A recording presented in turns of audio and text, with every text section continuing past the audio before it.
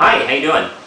Justin here, and this is sort of maybe going to be a series. I'm not too sure, but I see people talking about Batman comics on YouTube and on bulletin boards, the DC bulletin boards and shit like that, about their all-time favorites. And the list is always including Dark Knight Returns, Arkham Asylum, Batman Year One, and what am I missing? Oh, Killing Joke. Thank you. And those are the best Batman stories, but they always end up in the discussion, and there's some other great Batman stories. And I thought I'd make a little blog talking about some of my personal favorites. Now, I can't put them all in one video, so I may do a few others, but these are a few that came to mind quickly when I started thinking about this. And I'll start off with something new. Paul Dini's work on Detective Comics has been fantastic. Matter of fact, I think this is my favorite Batman run going on right now. And issue 826, ironically I'm starting an issue that does not have Batman in it. This is a terrific Joker-Robin story, 826. Robin is being chased by some random criminals. He looks like he's cornered when some friendly pedestrian picks him up. Oh shit, it's the Joker.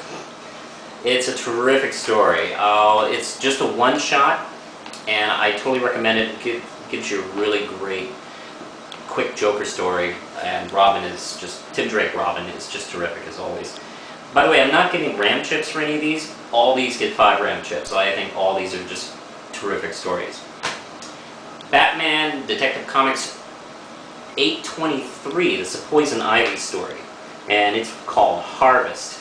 Basically, she apparently looks like the victim at first because this creature called Harvest is chasing her. She's not even safe in Arkham Asylum.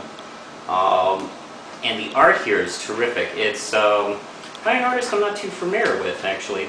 His name is Joe Bennett, and he does kind of a almost McFarlane-esque sort of image kind of look, but I actually like it. And there's a nice creepy turn once we realize what Harvest is. And I won't give anything away in case you read it.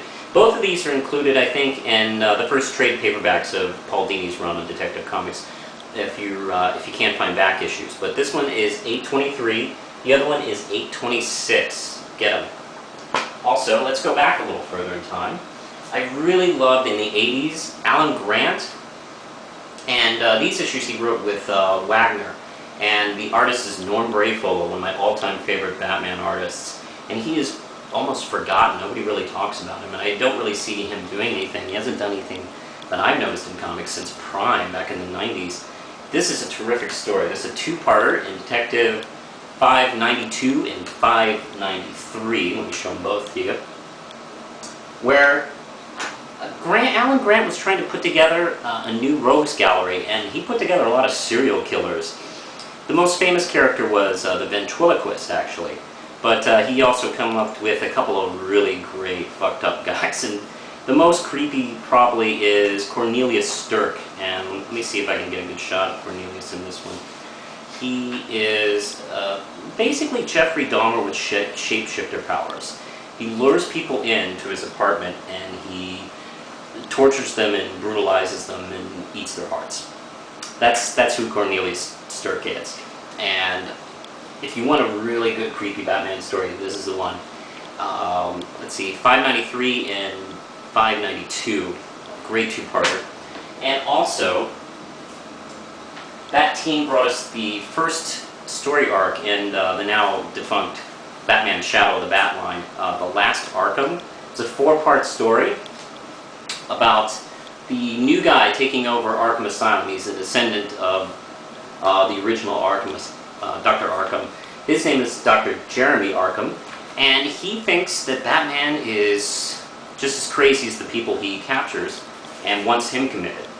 And but he's not the main villain. The main villain of this story is Mr. Zsasz, and oh crap, I have the wrong issue. Mr. Zsasz, and his little niche, he's basically a serial killer too, but his little niche is he marks on his body every time he's killed someone. And that's what he looks like now. And very creepy guy as well. I love this whole run that these guys did. And this is issues 1 through 4 of Shadow of the Bat. I think The Last Arkham is also collected in a trade paperback. If you can find it, go get it. And also, speaking of creepy, Grant Morrison has Gothic, which is traded. But if you can't find the trade paperback, it's Batman Legends of the Dark Knight, number 6 through 10. And Batman is facing a immortal serial killer who knew him as a child. And really great storyline. I won't really give too much away as to how he knew Bruce. But what they do is just, what he does to Bruce is just horrible.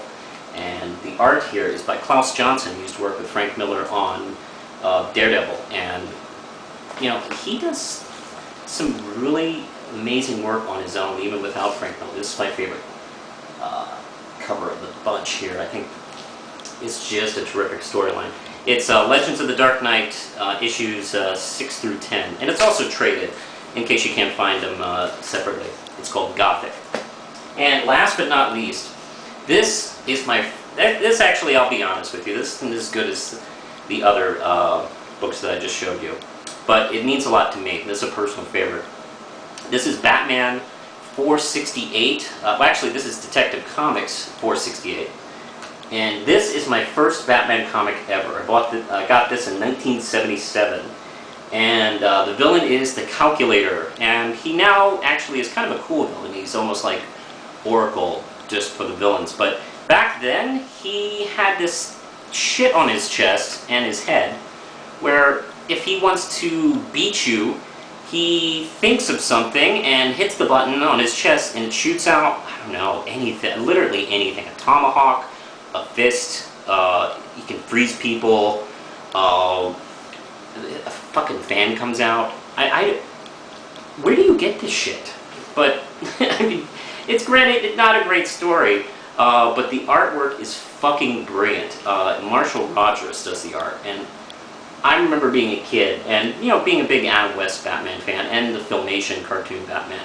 And, you know, feeling like I had a handle on who Batman was. And then I saw this. And there's no Robin in this. And he looked creepy, and his cape was huge. And he threw grenades at a guy. I couldn't believe it. And he had a penthouse. This is during the years where he had a penthouse in the 70s. It was very 70s. And I just loved it. And let's see, if you want to find a good old-fashioned 1970s Batman story, actually any of the Marshall Rogers Detective Comics are just terrific, but this is my personal favorite, 468. Anyway, I hope you enjoyed this, hope this is a little informative, and hope you like it. And yeah, I totally recommend seeking out any of these if you like Batman. These are a lot of fun. I feel like maybe this is a pretty good versatile group of books, and if I feel like doing another one, I got many more Batman stories I'm going to show. But that's it for now, and push the button, Lindsay.